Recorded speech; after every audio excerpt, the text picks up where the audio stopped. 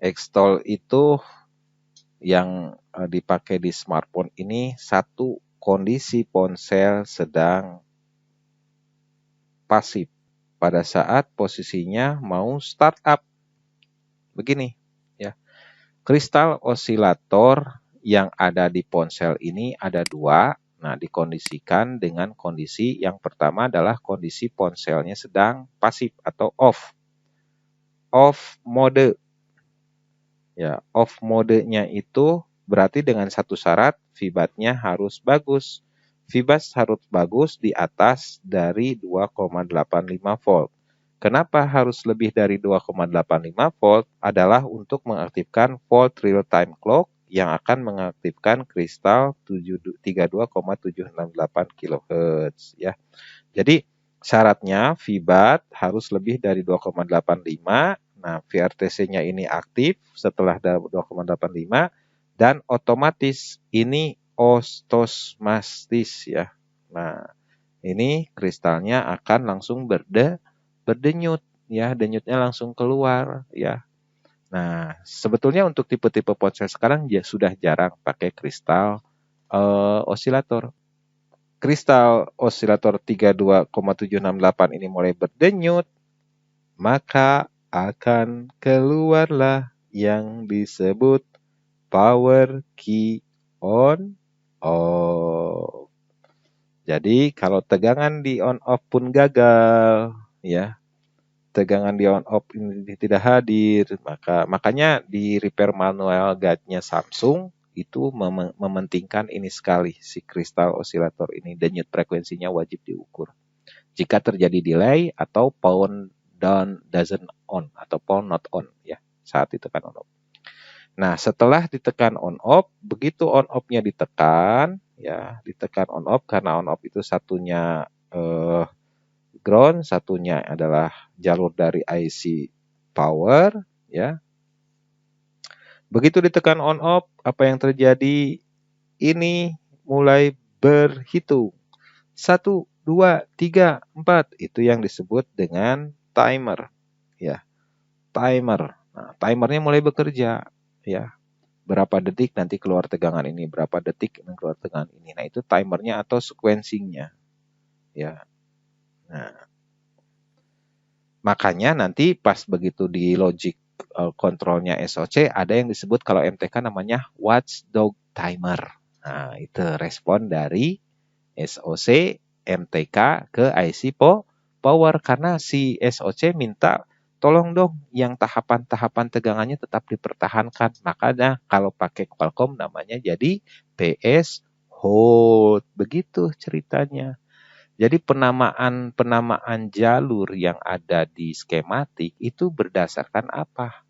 Satu, tujuan, kedua, fungsi, ketiga, memang ada jalur komunikasi penekanan di pin IC-nya begitu ya. Kemudian nanti setelah ditekan on off, apa dulu yang akan keluar? Power akan mengeluarkan dulu fungsi regulatornya. Nah, regulatornya dulu yang akan keluar, regulatornya yang pertama keluar itu wajib regulator yang dari SMPS. Berikutnya baru LDO. Nah, pada saat booting, nah barulah ini bergeser ke sini. Dalam ponsel kondisi aktif atau mau start up. Ya. Nah, ini yang dikeluarkan adalah clock aktif dengan nilai 19,2 MHz kalau untuk Qualcomm, 26 MHz kalau untuk MTK ya. Nah, nanti ada juga yang 38,4 MHz untuk tipe-tipe sekarang ya. Nah, kemudian ada juga yang sampai 52 MHz ya. Jadi ini kebutuhan untuk mode aktifnya SOC. Nah, ini kristal aktif sama kristal pasif beda. Ada kristal sleep itu 32,768 kHz. Nah, ini nanti kakinya hanya akan ada CR in, kristal in, dan CR out. Ya. Dari mana kita mengukur? Nah, di sini pengukurannya. Jangan ngukur dari kristal out ya. Ya. Ini berarti kristal input. Nah, kristal input nama kaki di IC-nya, tapi di sini berarti kristal output. Kalau di sini kristal output ini dari IC 32,768 masuk ke sini. Ini sebagai penyelaras saja ya.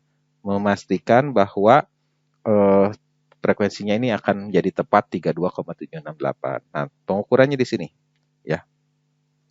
Dari IC masuk ke kristal, masuk lagi ke IC, itu maksudnya. Jadi pengukurannya tekniknya harus ingat.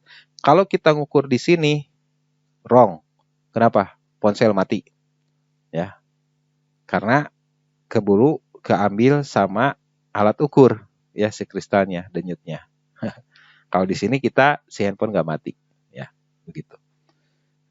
Yang kedua yang disebut kristal aktif atau di sini clock 26 MHz atau 19,2 MHz ya. Nah, di sini uniknya di sini ada yang namanya volt crystal oscillator atau VCXO ya. Ya, di sini butuh tegangan berapa? 2,8 volt. Kemudian silang dari sini itu ada kaki ground ya. Nah, jadi ini kaki ground. Nah, ini namanya XO out ya, kristal osilator output. Yang ini kaki ini namanya tadi yang disebut dengan automatic frequency control ya, automatic frequency control.